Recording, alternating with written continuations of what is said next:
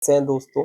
अच्छे होंगे। अच्छे से अपना ख्याल रख रहे हैं। तो वीडियो स्टार्ट करने से पहले चैनल को सब्सक्राइब कर दीजिए, वीडियो को लाइक कर दीजिए। चलो स्टार्ट करते हैं। आज इस वीडियो में चर्चा होगी भाई, गहन अध्ययन होगा, गहन चर्चा होगी। क्या गौतम गंभीर इंडियन टीम के कोच बने रहने वाले हैं या नहीं है? बीवीएस लक्ष्मण के क्या चांसेस हैं? और क्या बीवीएस लक्ष्मण पर देवजीत शाकिया साहब ने कहा है, पुरानी खबर है लेकिन हाँ, थोड़ा इसमें मिक्स मसाला लेकर के ऋषभ पंत का एंगल जो सामने आया है, ऋषभ पंत और ईशान किशनवाला, इस पर भी बात करेंगे। बाकी यार विजय हजारे ट्रॉफी तो चल ही रही है, उस पर भी थोड़ा बात करेंगे। और हमारी लड़कियां तो कमाल कर ही रही हैं, वो भी 4-0 कर दी हैं, उस पर थोड़ा बताएंगे आप लोगों को। चलो स्टार्ट करते हैं। सबसे पहले बात करेंगे, क्या चांसेस हैं बीवीएस लक्ष्मण के भारतीय टीम के कोच बनने के? कुछ सूत्रों से खबर आई है कि बीसीसीआई ने बीवीएस लक्ष्मण को सेंटर ऑफ एक्सीलेंस में अप्रोच किया है इंडियन टीम का टेस्ट कोच बनने का। क्या ये खबर कितनी सच है, कितनी झूठ है, अभी इस खबर पर पर्दा नहीं डालते हैं, लेकिन ये खबर क्यों उठी? मार्केट में कुछ हलचल तो हुई है ना, इसीलिए ये खबर उठी है कि बीवीएस लक्ष्मण को एज ए कोच देखा जा रहा है। ऐसा नहीं है, पुरानी बहुत सारी ऐसी खबरें हैं जिस पर बीसीसीआई आकर सफाई देता है, लेकिन उसके अगले महीने वो खबर सच हो जाती है। आपको मैं एग्जांपल्स देना चाहूंगा। 2021 में जो विराट कोहली वर्सेस बीसीसीआई हो रखा था, उसमें बीसीसीआई आकर सफाई दिया था कि ऐसा कुछ नहीं है। और फिर अगले 2 महीने के बाद बीसीसीआई विराट कोहली की तरफ से टेस्ट कप्तानी छोड़ना, ओडीआई कप्तानी छोड़ना, मतलब सारा का सारा जो रायता था वो बाहर निकल आया। ऐसे ही 2017 में जब बीसी विराट कोहली वर्सेस अनिल कुंबले हो गया था, तब भी बीसीसीआई ने आकर के सफाई दी और बोला कि कुछ नहीं है, विराट कोहली और अनिल कुंबले के रिश्ते बिल्कुल सही है। लेकिन फिर क्या होता है, फिर कोच बनकर आते हैं सामने भाई रवि शास्त्री भाई साहब, और अनिल कुंबले फारिग हो जाते हैं। बहुत सारे पुराने पिछले रिश्ते हैं जहां पर बीसीसीआई सफाई देता है, लेकिन वो सफाई गलत हो जाती है। इसी कड़ी में एक और सफाई आती है निकल कर देवजीत शाकिया साहब की। देवजीत शाकिया आकर उन सारी रूमर्स को खारिज कर देते हैं कि गौतम गंभीर से एक फॉर्मेट की कोचिंग ली जा रही है। हाँ, ये बात सच है कि स्प्लिट कोचिंग की तरफ नहीं सोच रही है बीसीसीआई, ये सच्चाई है। बीसीसीआई पूरे के पूरे कोच को ही हटाने का सोच रही है कि भाई ना तो तुम टेस्ट के रहोगे, ना तुम वनडे के रहोगे, ना तुम टी20 के रहोगे, चलो निकल लो भाई। ये मुझे लगता है 2 महीने के लिए मामला शांत किया गया है और गौतम गंभीर को 2 महीने की लाइफ लाइन दी गई है कि टी20 वर्ल्ड कप जिताओ, नहीं तो वापस मत आना, जहां से हारोगे वहीं से सीधे दिल्ली वापस चले जाना। ये हिदायत गौतम गंभीर को दे दी गई है कि भाई हम अब दूसरा दौर भी देख सकते हैं, दूसरे इंसान को भी दे सकते हैं, क्योंकि 2027 तक तुम्हारे लक्षण नहीं लग रहे हैं कि तुम 2027 तक इंडियन टीम की कोचिंग करना चाहते हो।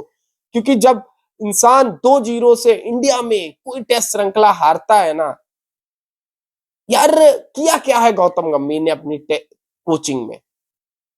अभी भी अगर ध्यान में आए तो भाई 2 व्हाइट वॉश हुई है इंडिया के अंदर, 4 टेस्ट सीरीज हुई है इंडिया में, 2 कंगलुओं से हम जीते, 2 माइटी वेस्ट इंडीज से जीते। तो वहीं हम न्यूजीलैंड और साउथ अफ्रीका, सेना कंट्रीज की किस जो भी कंट्री आई है वो हमको पेल के ही गई है Gautam Gambhir as a coach में।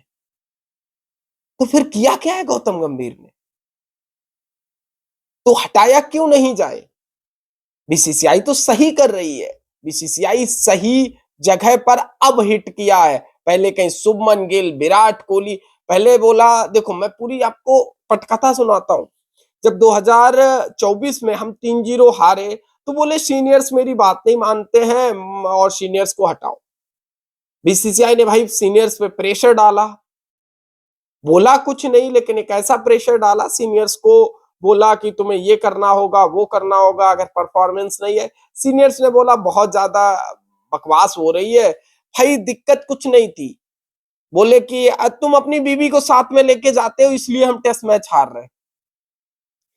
एक को बोला कि तुम लगेज ज्यादा ले जाते हो इसलिए हम बॉर्डर गावस्कर ट्रॉफी हार गए, बीसीसीआई के शब्द थे ये। एक को बोला कि तुम अपना कुक ही साथ में ले जाते हो इंडिया से इसलिए हम टेस्ट श्रृंखला हार गए। आओ जी, बहुत बड़ी बात है यार। तो फिर एक इंसान को बोला कि भाई देखो तुम टीम होटल में तो टिकते नहीं हो, तुम दूसरे दूसरे होटलों में अपनी वाइफ के साथ रहते हो, तो तुम्हारा टीम के साथ कोई बॉन्डिंग नहीं बन पा रही है, तुम्हें टीम के साथ रहना पड़ेगा। बहुत सारे रूल्स बना दिए गए भाई बीसीसीआई की तरफ से, टीम के साथ रुकना पड़ेगा, बीवी मात्र 10 दिन रुकेगी, बड़ा तौर होगा तो 5 दिन रुकेगी, 6 दिन रुकेगी, टीम के साथ रहना पड़ेगा, अपनी पर्सनल गाड़ी यूज नहीं करनी पड़ेगी, लगेज कम ले जाना पड़ेगा, कुक नहीं ले जाना पड़ेगा। ये बहुत सारी बातें थी। और दौरे 2-2.5 महीने के दौरे होते हैं, इंग्लैंड के ले लो, ऑस्ट्रेलिया के ले लो, अफ्रीका के ले लो, कि यार दो बड़े खिलाड़ियों ने कहा देखो यार तुम संभालो, मेरे से ये सब नहीं झेला जाएगा। तो विराट कोहली और रोहित शर्मा ने ले लिया टेस्ट क्रिकेट से संन्यास। तो भाई गौतम गंभीर भाई साहब एकदम चौंधा गए, खुश हो गए, भाई बहुत अच्छा हुआ। फिर गौतम गंभीर को उपलब्धि भी मिल गई, 2-2 से श्रृंखला बराबर हो गई इंग्लैंड में। एक बहुत बड़ी उपलब्धि मिली कि हाँ चलो विराट रोहित का कोई फर्क नहीं पड़ा।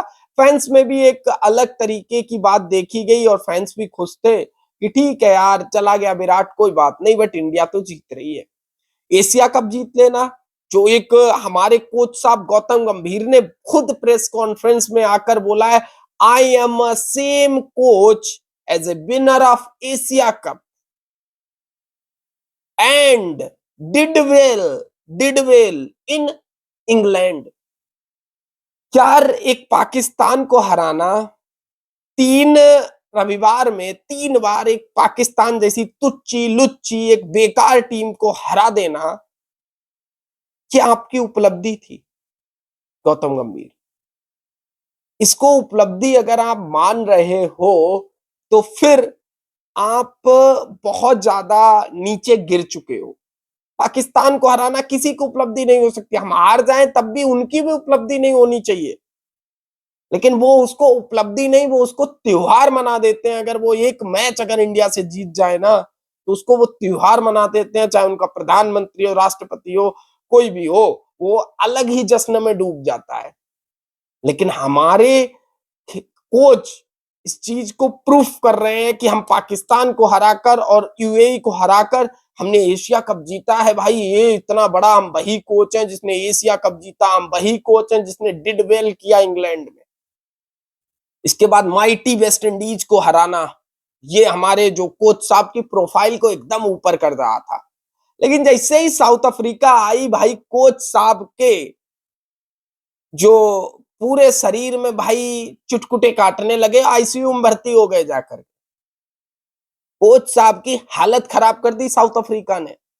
आकर कहते हैं प्रेस कॉन्फ्रेंस में, मैं पूरा बताऊंगा, मैंने एक एक बात नोट करी इन कोच साहब की। आकर प्रेस कॉन्फ्रेंस में कहते हैं भाई साहब कि देखो हम पहला टेस्ट मैच इसलिए हारे क्योंकि हमारा कप्तान चोटिल हो गया था और जिसने 2025 में बहुत सारे रन बनाए हैं, और अगर 27 रन से हम हारे हैं, अगर हमारा कप्तान दोनों मैच की दोनों पारियों में बैटिंग करने आता तो भाई हम जीत जाते। अच्छा, बहुत अच्छी बात है, ये तो तुमने मतलब बिल्कुल दिल खोल के बात करी है। 131 रन चेज नहीं होना, 131 रन चेज नहीं होना, ये ना कोई कप्तान की बात है ना कोई कोच की बात है, ये हमारी टीम के बैटिंग ऑर्डर का फेलियर है। जिसने किया फेलियर वो है गौतम गंभीर, उसने बैटिंग ऑर्डर के साथ छेड़छानी करी। 3 नंबर पर वॉशिंगटन सुंदर, क्या वॉशिंगटन सुंदर बॉलर है, बैटर है, फील्डर है, ऑलराउंडर है क्या? उसका पहले बताओ। तुमने एक बेहतरीन ऑफ स्पिनर का रिटायरमेंट करा दिया और तुमने एक एक 2 कौड़ी का ऑफ स्पिनर उसकी जगह लाकर खड़ा किया, जिससे ऑफ स्पिन भी नहीं हो रही, लेग कुछ नहीं हो रहा, बैटिंग भी नहीं हो रही, बॉलिंग भी नहीं हो रही। ये हमारे गौतम गंभीर साहब की सीवी। यहां से जब ये टेस्ट मैच हारे, आपको मैं पूरी कड़ी जोड़ रहा हूं, जब ये टेस्ट मैच हारे बीसीसीआई में बैठे हुए पदाधिकारियों की शटक गई थी। बीसीसीआई ने तुरंत आनन फानन में भाई 2 सेलेक्टर्स तुरंत लगाए। एक आरपी सिंह और प्रज्ञान ओझा को अपॉइंट किया एज ए सेलेक्टर, क्योंकि 2 सीट खाली थी सेलेक्टर की। अजीत अगरकर ने कहा कि कोई जरूरत नहीं है, हम तो हैं।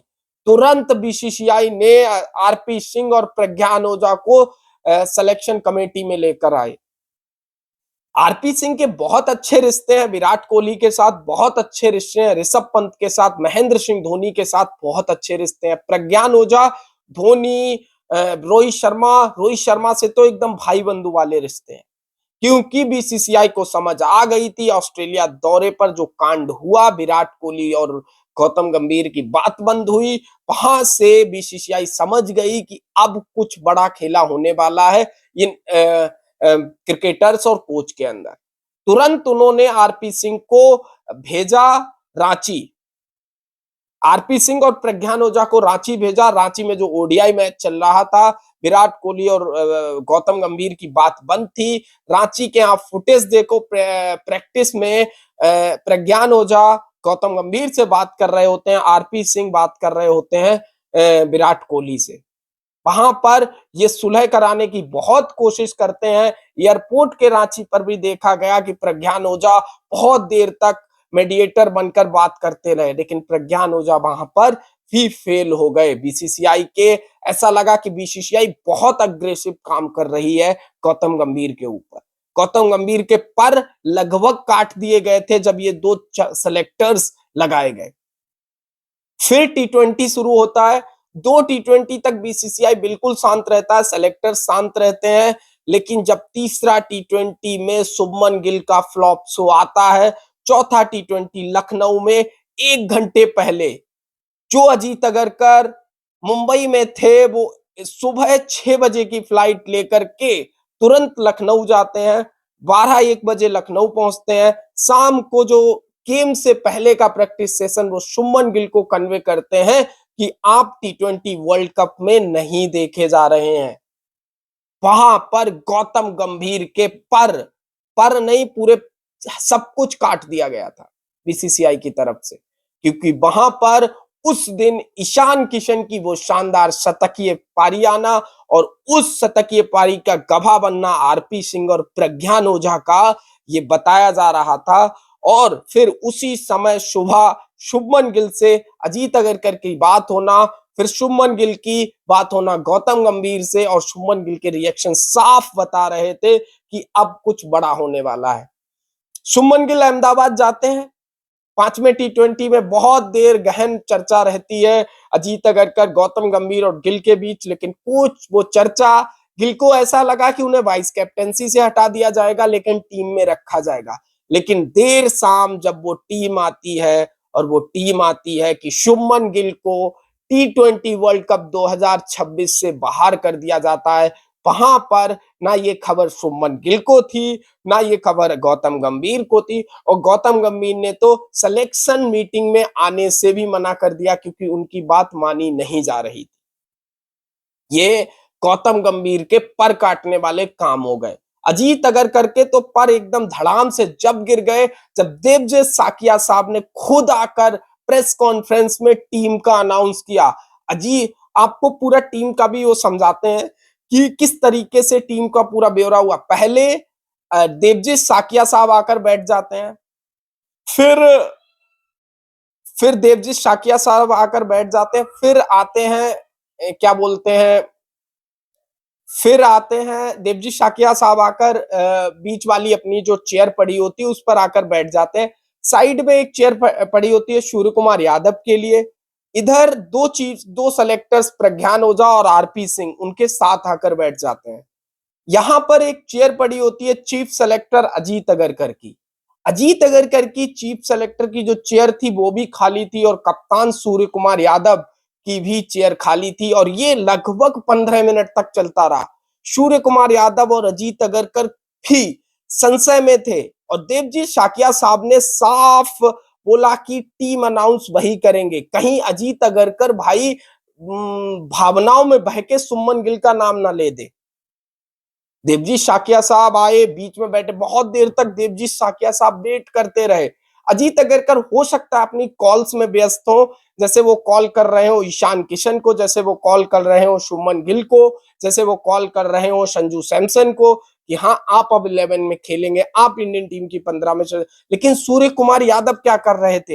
हो सकता है सूर्य कुमार यादव अपने सबसे प्रिय पर्सन गौतम गंभीर के साथ कॉल में व्यस्त हो कि भाई ये हो गया, अब हम क्या करें, क्योंकि चाटुकारी की तो हद कर दी है ना सूर्य कुमार यादव ने गौतम गंभीर की। हाँ गौती भैया, हाँ गौती भैया करके बिल्कुल एकदम नाम को अपना लुटा दिया है, दूसरा बहुत लोगों का नाम लुटा दिया।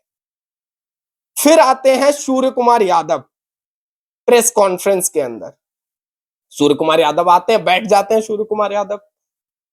उसके कुछ समय के बाद आते हैं अजीत अगरकर। पूरी आपको मैं कहानी बता रहा हूं। अजीत अगरकर आकर बैठते हैं उस रूम में और फिर देवजीत साकिया साहब प्रेस कॉन्फ्रेंस स्टार्ट करते हैं और वो टीम का अनाउंसमेंट करते हैं। और वहां पर जब सुमन गिल का नाम नहीं होता, वहां बैठे सारे तत्तर पत्रकार पागल हो जाते हैं और तुरंत सवालों की झड़ी लगना शुरू हो जाती है देवजीत साकिया के ऊपर, अजीत अगरकर के ऊपर और सूर्य कुमार यादव के ऊपर। लेकिन वहां से उठकर देवजीत साकिया साहब चले जाते हैं उस प्रेस मीटिंग से, और लेकिन वो दोनों सूर्य कुमार यादव और अजीत अगरकर सवालों के जवाब देते हैं। जवाब कुछ सेटिस्फैक्टरी होते हैं, कुछ नहीं होते हैं, लेकिन आपको मैं ये बता रहा हूं किस तरीके से बीसीसीआई ने गौतम गंभीर के पर काटे। अब गौतम गंभीर के इतने पर काट दिए हैं भाई बीसीसीआई ने कि गौतम गंभीर को भी समझ नहीं आ रहा है कि उनको स्टेप आगे लेना है या पीछे बैक होना है। 2 महीने का टाइम है। T20 वर्ल्ड कप अगर जिताया तो हो सकता है गौतम गंभीर को एक संजीवनी बूटी मिल जाए, नहीं तो ये तो तय है कि 2026 में जो एक और उलटफेर होने वाला है वो Gautam Gambhir as a coach Indian team की नेतृत्व करते हुए नहीं दिखेंगे। तो ये पूरी कहानी मैंने आप लोगों को समझाई किस तरीके से वीवीएस लक्ष्मण वर्सेस गौतम गंभीर हुआ। ऋषभ पंत किस तरीके से साइडलाइन करे जा रहे हैं वो भी एक गौतम गंभीर की ही देन है। वहां पर भी बीसीसीआई ने आकर क्लेरिफाई किया है। इस समय बीसीसीआई बहुत अग्रेसिव है गौतम गंभीर को लेकर के, क्योंकि बीसीसीआई अब कोई भी लोचा नहीं चाह रही है, क्योंकि जो 2-0 आप हारे हो टेस्ट मैच, वहां से बीसीसीआई बिल्कुल पागल हुई पड़ी है कि आप घर में 2-0 हुए क्यों। इसका जवाब जो रिव्यू मीटिंग विराट कोहली की और रोहित शर्मा की होनी थी, वो रिव्यू मीटिंग भाई हो गई चीफ सेलेक्टर अजीत अगरकर की और गौतम गंभीर की। क्योंकि जब आप कुछ, आपकी अगर परफॉर्मेंस अच्छी हो तो आप कुछ भी कर सकते हैं, जब आपकी परफॉर्मेंस गिरती है तो आप सवाल के घेरे में, कटघरे में खड़े हो जाते हैं। अब चलते हैं अगले टॉपिक के ऊपर। अगला टॉपिक है विजय हजारे ट्रॉफी में क्या हुआ। थोड़ा वाइड डिस्कशन नहीं करेंगे, थोड़ा सा डिस्कशन करेंगे इसके ऊपर। केरला और मध्य प्रदेश का मुकाबला था। केरला ये मुकाबला 47 रनों से हार गया और केरला की तरफ से संजू आज खेला कि नहीं खेला ये एक बार देख लेते हैं, बाकी तो कुछ देखने की जरूरत नहीं है। संजू सैमसन नहीं खेला तो बताने की कोई जरूरत नहीं है।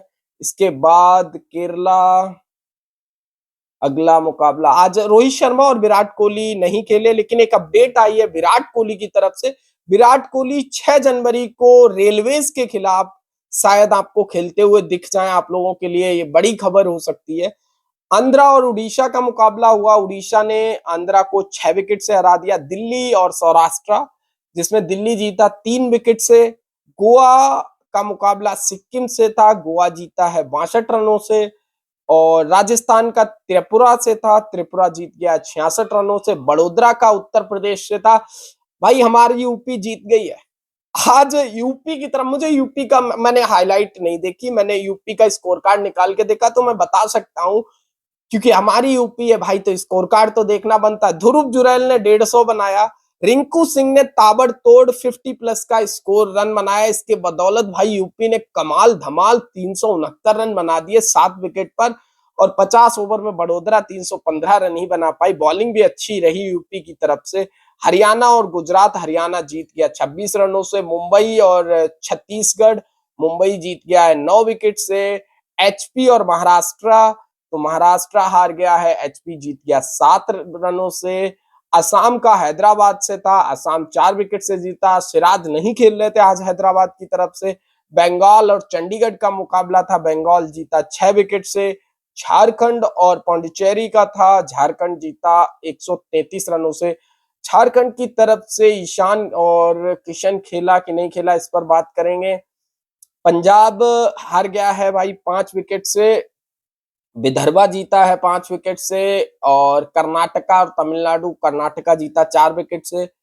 भाई ये कहानी रही। अब झारखंड और पांडिचेरी पे चल लेते हैं, इसमें देख लेते हैं कि ईशान किशन अगर खेले तो ईशान किशन ने क्या किया है। क्योंकि ईशान किशन इस समय नहीं खेले, तो ईशान किशन नहीं खेले आज का मैच, ये एक बहुत चर्चा का दौर तो नहीं है, लेकिन ईशान किशन से ओडीआई कॉल अप जो होने वाला है, शायद ईशान किशन को ओडीआई टीम में ले लिया जाए। अब बात करते हैं भाई लोगों सेंट्रल कॉन्ट्रैक्ट के ऊपर। बहुत बड़ी खबर आ रही है बीसीसीआई की तरफ से कि सेंट्रल कॉन्ट्रैक्ट से दो व्यक्ति जो हम सबके, आप सब लोगों के प्रिय हैं पूरे क्रिकेट में, विराट कोहली, रोहित शर्मा, जिसके धुरी घूमती है इंडियन क्रिकेट की, वो भाई ए प्लस कैटेगरी से डिमोट करके ए कैटेगरी में लाया जा रहा है। और ए प्लस कैटेगरी में ले जाया जा रहा है 28 इंची कमर को। 28 इंची कमर से आप लोग जानते होंगे भारतीय क्रिकेट टीम के टेस्ट कप्तान और एक दिवसीय टीम के कप्तान शुभमन गिल को ए प्लस कैटेगरी में लाया जा रहा है, जो अभी मतलब एंड ऑफ द ईयर में ये अनाउंसमेंट होने वाला है। और उस ए प्लस कैटेगरी में आपको दिखेंगे भारतीय टीम के कप्तान शुभमन गिल, 3 लोग उसमें रखे गए हैं। जसप्रीत बुमराह को भी ए प्लस कैटेगरी में रखा गया है। मोहम्मद सिराज को होना चाहिए था, लेकिन कुछ कुछ मीडिया हाउस ने ये डिक्लाइन किया है कि मोहम्मद सिराज ए प्लस कैटेगरी में नहीं है। रविंद्र जडेजा भी ए प्लस कैटेगरी में नहीं है। तीसरा नाम बहुत प्यारा नाम है, हार्दिक पांड्या भी नाम नहीं है। तीसरा तीसरा नाम आप मुझे कमेंट बॉक्स में बताएंगे, मुझे तो पता है लेकिन मैं इसको हाइड कर रहा हूं आप लोगों के लिए। आप कमेंट बॉक्स में बताएं कि भारतीय सेंट्रल कॉन्ट्रैक्ट लिस्ट में ए प्लस कैटेगरी में बुमराह और 28 इंची कमर सुमन गिल, इसके अलावा कौन तीसरा बंदा है। आप लोग परफॉर्मेंस के हिसाब से पहचान जाएंगे कि वो बंदा होना ही चाहिए था।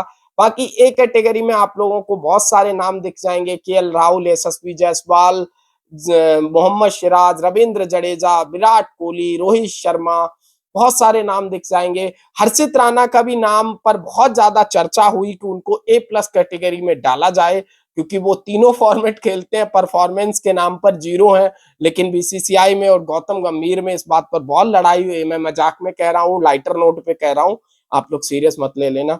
बहुत ज्यादा लड़ाई हुई और उस लड़ाई को मद्देनजर रखते हुए हर्षित राणा को बी कैटेगरी में डाला जाएगा, जो बीसीसीआई का कम पे रेंज है। लेकिन हर्षित राणा की अगर सारी योग्यताओं को सामने रखते हुए हर्षित राणा का ए प्लस कैटेगरी डिजर्व करते थे, लेकिन बहुत सारे बीसीसीआई के पदाधिकारी नहीं चाहते हैं कि हर्षित राणा को बी कैटेगरी में रखा जाए, ए प्लस कैटेगरी में रखा जा सकता था। क्योंकि हर्षित राणा हमारा ऐसा प्लेयर है भाई जो 4 फॉर्मेट खेलता है।